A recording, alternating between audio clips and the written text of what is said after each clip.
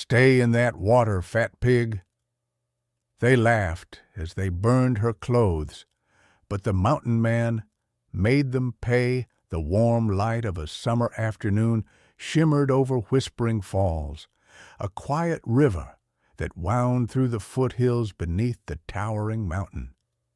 For Ophelia Leah Meadows, 22, it was the only place she ever felt free, away from mocking eyes, from cruel words whispered behind her back in town. She had always been a big girl, soft and full-figured, with wild brown curls and kind green eyes that never stopped searching for kindness in others. But in Riverside, kindness was a rare thing, so she came here to this hidden bend in the river to wash the dust off her skin and the hurt out of her heart. Her dress and underclothes lay neatly folded on the rocks. The water embraced her like a secret, cool and comforting. For a few fleeting minutes, Leah smiled, really smiled, forgetting the weight of shame she carried every day, until laughter shattered the peace. "Well, look what we got here!" Jake Morrison's voice echoed through the trees. The fat sow found herself a private bath. Leah's heart stopped. She turned, seeing 4 figures stepping out of the brush. Jake, Tommy, Pete, and Marcus, the worst bullies in town. "Please," she begged, sinking deeper into the water. "Go away, please." But they only laughed harder. Tommy snatched her dress off the rock and waved it mockingly. "What's this, a tent?" Jake grinned. "Let's make it disappear." Leah screamed as flames licked at the fabric. Smoke curled into the golden sky, carrying with it the last shred of her dignity. And somewhere up the ridge, a man heard her cry. The laughter echoed long after the men were gone, swallowed slowly by the whispering of the trees. Leah clung to the smooth river stones, chest heaving, too numb to cry any more. Smoke still drifted from the blackened patch of dirt where her clothes had burned. She had nothing, no dress, no shoes, no way home, but through the town that had always ridiculed her. The sun was sinking, and the once warm water was turning colder by the minute. Her teeth began to chatter. "Please, somebody help me," she whispered, though she knew no one would come. By the time the first stars appeared, her lips had turned blue and her body trembled uncontrollably. The cold crept deeper until she could no longer feel her fingers. The edges of her vision darkened, and her head began to dip below the surface. Then, from the woods, came the crack of a snapping branch, heavy footsteps pounding toward the riverbank. "Hey!" a voice boomed. "Hold on!" Through the blur of moonlight, she saw a massive figure plunge into the water. Strong arms wrapped around her, lifting her out as if she weighed nothing at all. The warmth of his chest pressed against her frozen skin, and for the first time in hours, she felt something human. Safety. When she opened her eyes again, firelight danced across rough-hewn walls. She was lying on a bed of furs, wrapped tightly in blankets that smelled of pine and smoke. A man was kneeling beside her, his brow furrowed with concern. He was enormous. Broad shoulders, dark hair pulled back from his rugged face, and eyes the color of deep earth. "You're safe now," he said softly. "You were half frozen when I found you." I'm sorry," she stammered, trying to pull the blanket higher. "I have no clothes." He immediately turned his face away, his voice gentle. "Don't apologize. You've been through hell. I'll find you something to wear." Her throat tightened. "Why did you help me?" He hesitated, then met her eyes. "Because nobody deserves to die alone out there, not like that." She studied him in the flickering light. He looked like he belonged to the mountain itself, weathered, quiet, carved from something unbreakable. "My name's Ezekiel Ironwood," he said finally. "Folks call me Zeke. And you?" "Leah," she whispered. "Ophelia Meadows." Zeke nodded slowly. "All right, Miss Meadows. You rest. We'll talk when you're warm again." She lay back, the fire's glow flickering against the timber ceiling. Outside, the wind howled through the trees, but inside his cabin it was different, steady, safe, alive. Through her exhaustion, she caught the sound of him stoking the fire, humming quietly under his breath. It was a low, steady tune, more felt than heard, and it lulled her toward sleep. For the first time since she could remember, no one was laughing at her. No one was calling her names. Someone had cared enough to carry her out of the dark. And that thought, as simple and impossible as it was, made her cry until sleep took her completely. When Leah woke the next morning, sunlight streamed through the cabin's small window. Her body still ached, but the warmth had returned to her fingers and cheeks. Beside the bed was a folded pile of clothing, a clean linen shirt, soft trousers, and a wool cloak that smelled faintly of cedar. Zeke was nowhere to be seen. Only the faint creak of wood and the hiss of fire reminded her that she wasn't dreaming. She dressed slowly, the fabric brushing against bruised skin. And when she looked at herself in the small mirror above the basin, she barely recognized the woman staring back, alive somehow. The cabin door opened, and Zeke stepped in, carrying a bucket of water from the creek. His hair was damp from the morning mist, his expression as calm and steady as the mountain. "You're awake," he said simply. "Good. You should eat." He set a bowl of hot porridge on the table, then poured tea from a battered kettle. "You'll need strength before the fever comes back." Leah hesitated. "You didn't have to do all this." He shrugged. "Didn't figure you could cook yet." A small smile tugged at her lips despite everything. "You don't talk much, do you?" He looked up, the corners of his mouth lifting faintly. "Talk wastes breath. Work saves lives." Over the next few days, she learned that was true. Each morning he rose before dawn, tending the fire and chopping wood. He showed her how to steep herbs for healing, how to dry meat and store it for winter, how to listen to the forest's rhythm.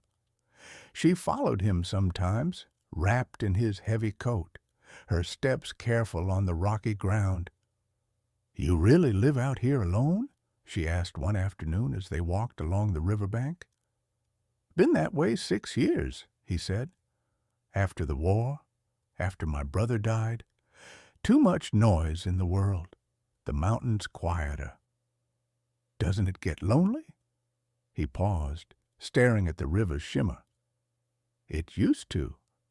Not so much lately." Leah felt her cheeks flush but said nothing. When they reached the place where he'd found her, she froze. The ashes of her burned clothes still marked the ground. Zeke's face darkened when he saw it. "They did this here?" he asked quietly. She nodded. "Jake Morrison and his friends. They followed me. They said I looked like a pig trying to swim." Her voice cracked. "They laughed while they burned everything I had."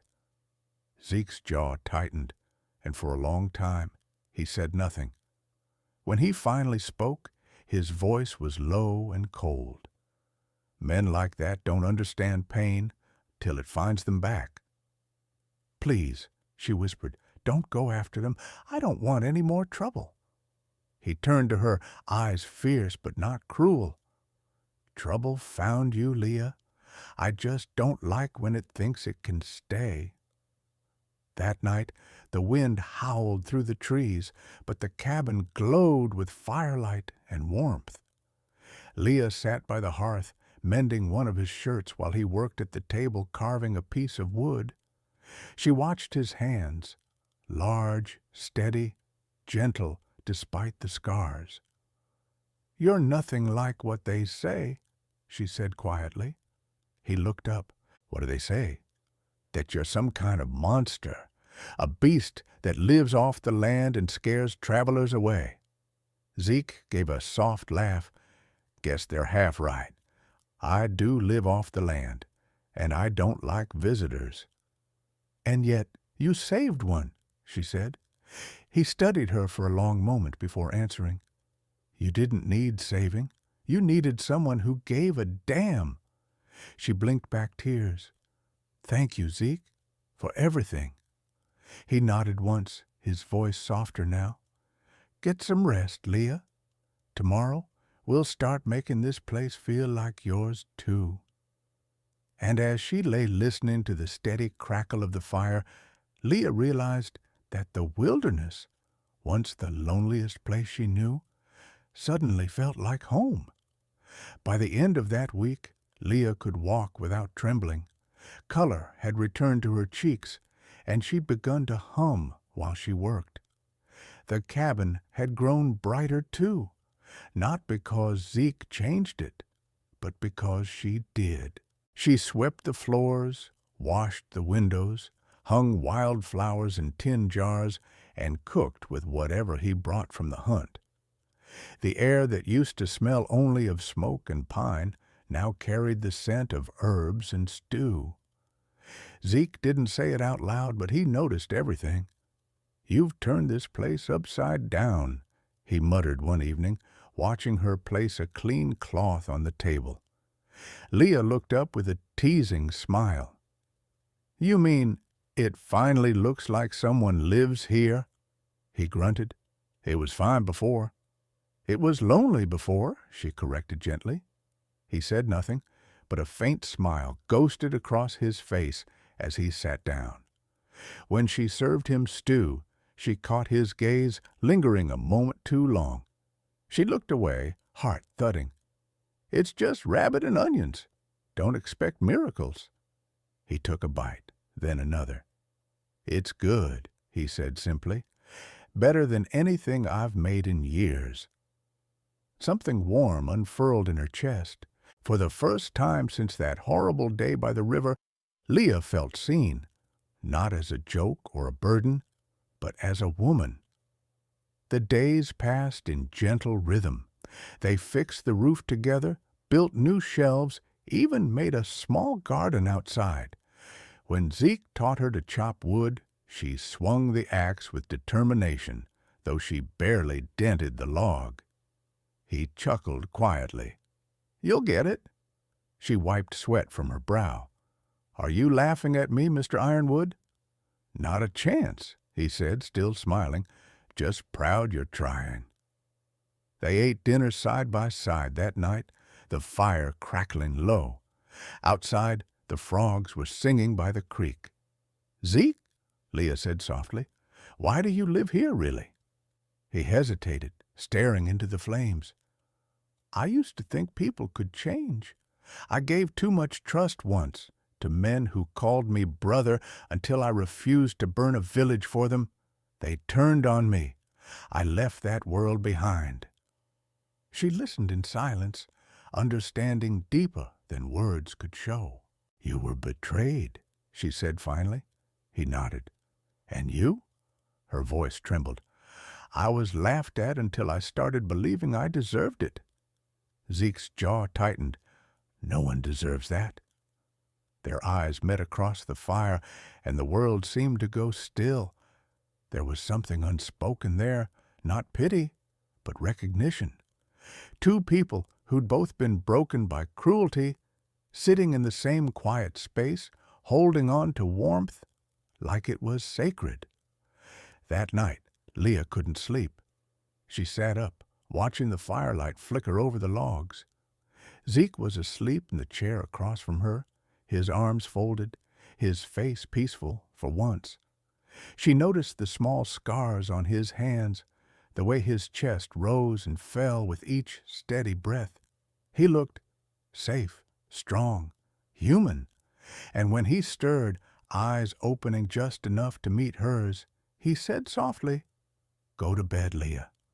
She smiled faintly. "Good night, Zeke." "Good night, little bird."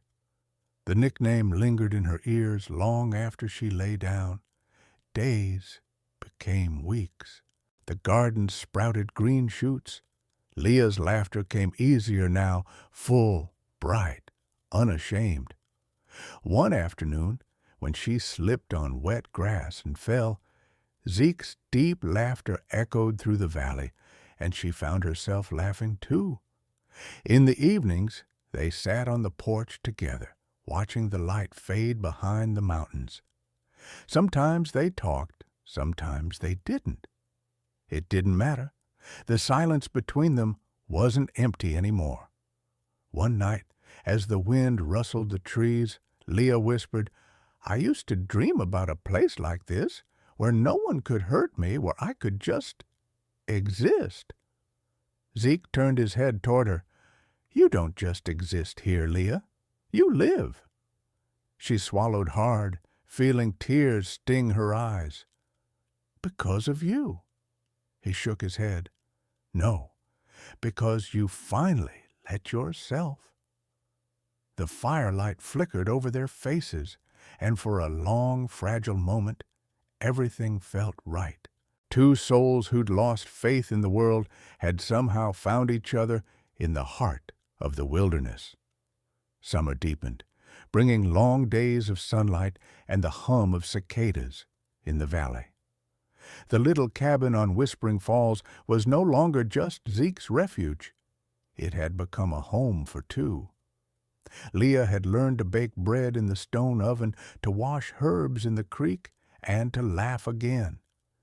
Zeke had learned to smile more, to let the sound of another person's footsteps fill the silence that used to haunt him.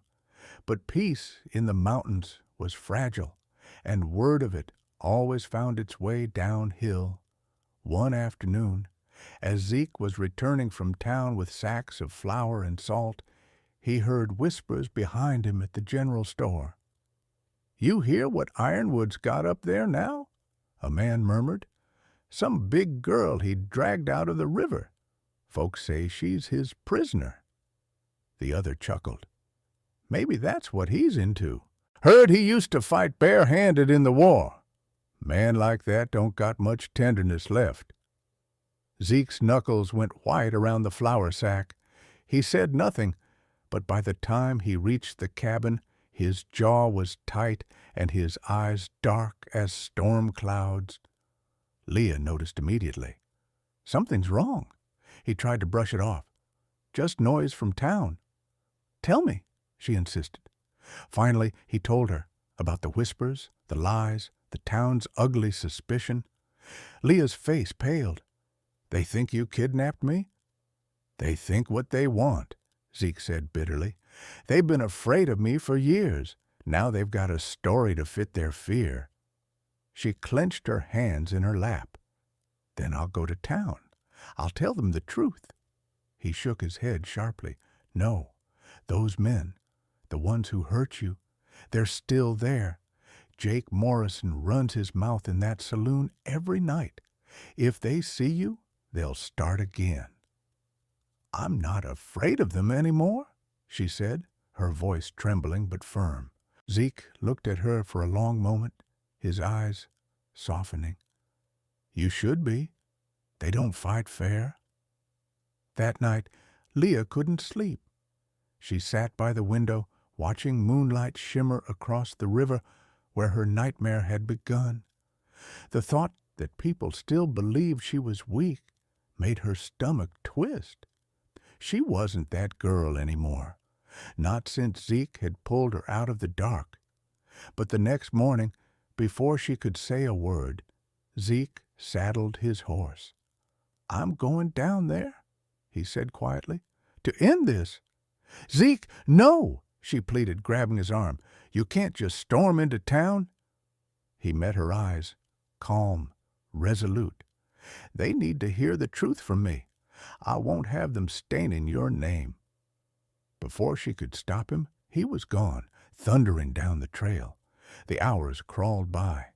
Leah paced the cabin, fear gnawing at her chest. When the sun dipped low, she finally heard hooves again, slower this time. Zeke dismounted, his face bruised, blood trickling from his lip. "Zeke!" she gasped, rushing to him. "What happened?" He winced as she helped him inside. "Jake and his friends happened. I told the sheriff the truth, but those bastards wanted a fight." Her eyes filled with tears as she cleaned the cut on his cheek. "You could have been killed." He caught her hand, holding it gently. "It was worth it. They won't touch you again. I made sure of that." "What did you do?" she whispered. He hesitated, then said quietly, "Let's just say Jake Morrison will think twice before laughing at another woman." Leah didn't ask for details. She didn't need them.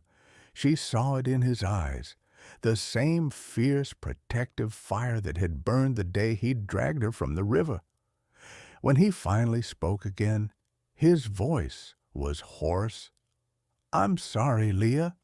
I didn't mean to bring the fight back here." She cupped his face, her voice trembling. "You didn't bring it.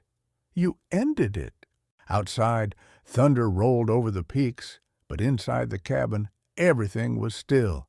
The storm had already passed. The peace lasted only a week.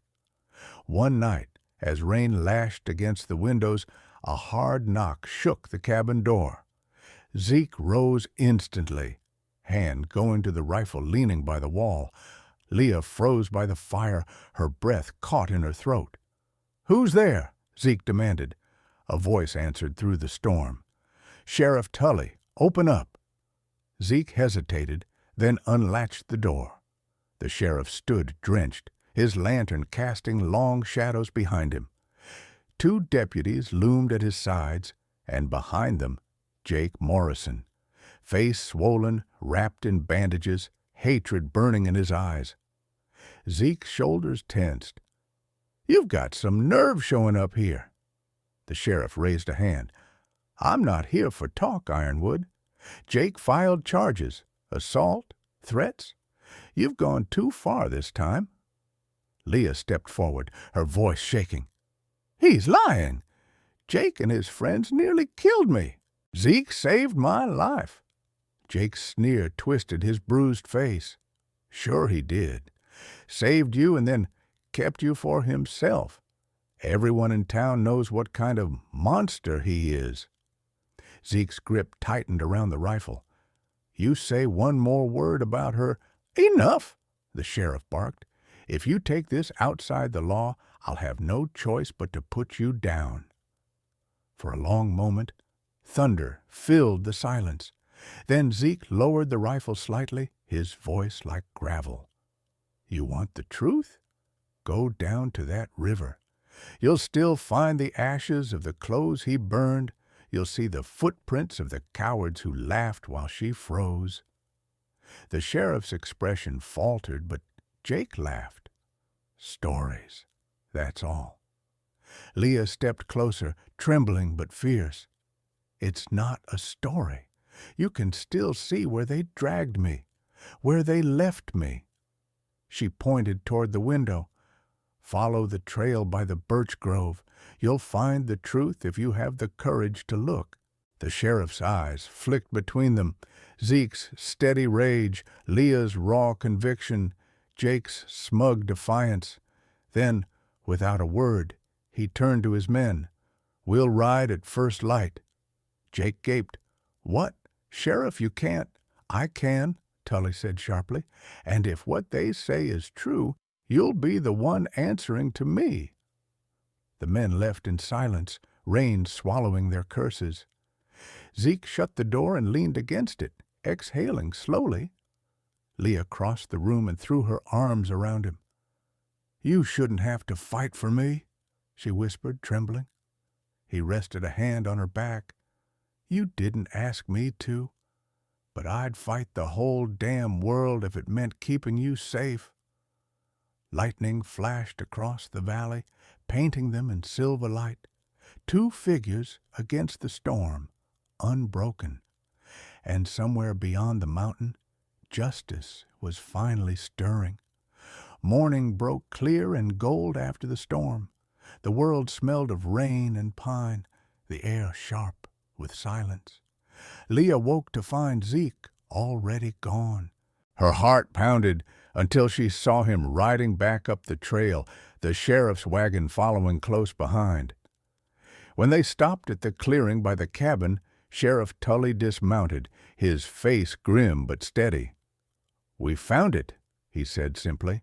Everything the girl said, the ashes, the footprints, torn fabric by the rocks, the story holds.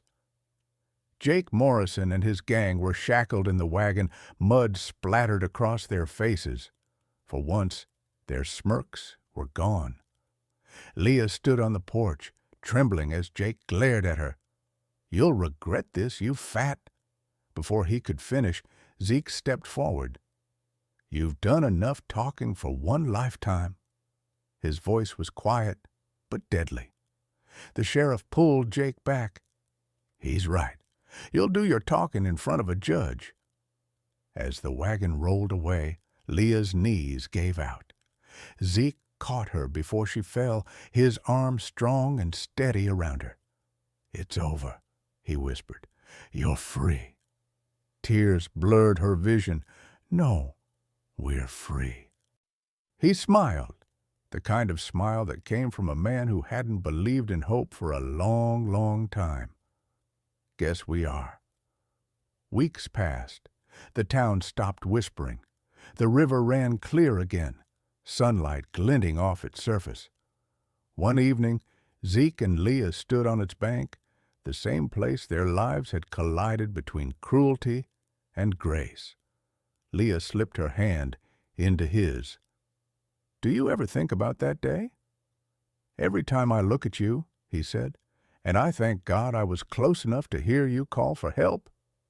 "You saved me, Zeke." He shook his head, eyes soft. "No, Leah, you saved me." Cruelty may echo loudest, but kindness lasts longer. Leah was mocked, stripped of dignity, and left to die. Yet she rose, not because she was rescued, but because someone finally saw her worth. Zeke didn't just save her life, he gave her back her voice.